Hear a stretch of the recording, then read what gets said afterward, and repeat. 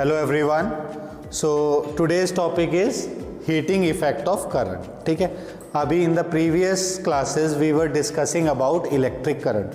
हमने क्या पढ़ा था? Electric current. इलेक्ट्रिक करंट क्या है? Rate of flow of charge, यानी पर यूनिट टाइम में कितना चार्ज किसी भी वायर से फ्लो हो रहा है, that is called electric current. And you know that, अच्छा आपने नोटिस किया होगा when we are using our mobile phone, when we are using our TV, when we are using our fridge, different appliances, तो कुछ time के बाद क्या वो गर्म हो जाते हैं?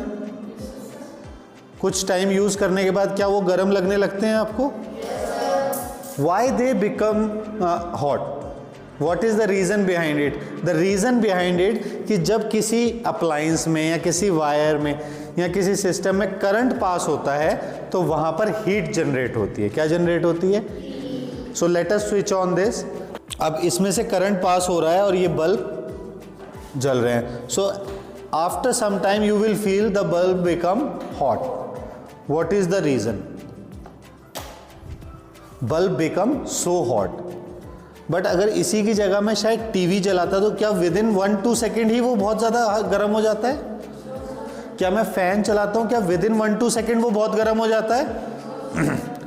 बट बल्ब आपने देखा होगा बहुत जल्दी गर्म हो जाता है। मतलब अगर इसको मैं 1 सेकेंड जलाऊँ तो you can not touch, it's really very hot. Reason is heating effect of current. तो जब आपने इस फैन को electrical energy the, you have given it electrical energy, and electrical energy is converted into mechanical energy. वो किसको चली गई? Motor को, एंड मोटर स्टार्टेड रोटेटिंग।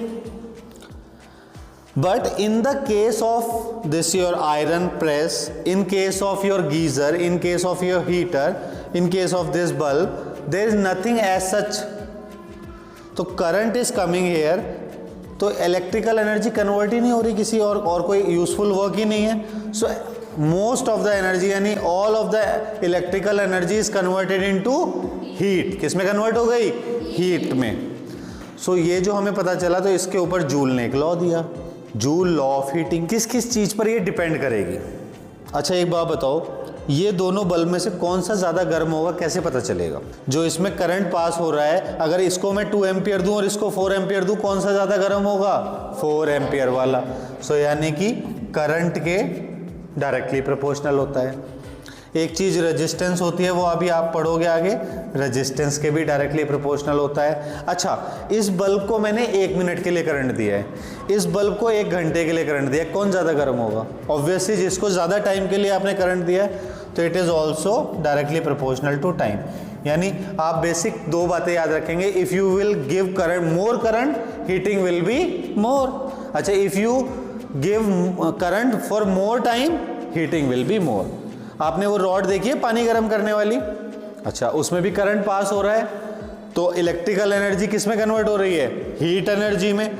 उसको आप पानी में रख देते हो, वो हीट एनर्जी से पानी क्या होता है? गर्म हो जाता है ना? क्योंकि उसके पास और कोई यूजफुल वर्क करने के लिए कुछ है नहीं ना, उसमें रॉड है बस, वो तो है ना। सो वो रॉड कितनी गर्म होगी, किस किस चीज पे डिपेंड करेगा? उसके आई पर, आर पर और टी पर। I is current, R is resistance and T is time. This is all about heating effect of current. Is that clear to everyone or not?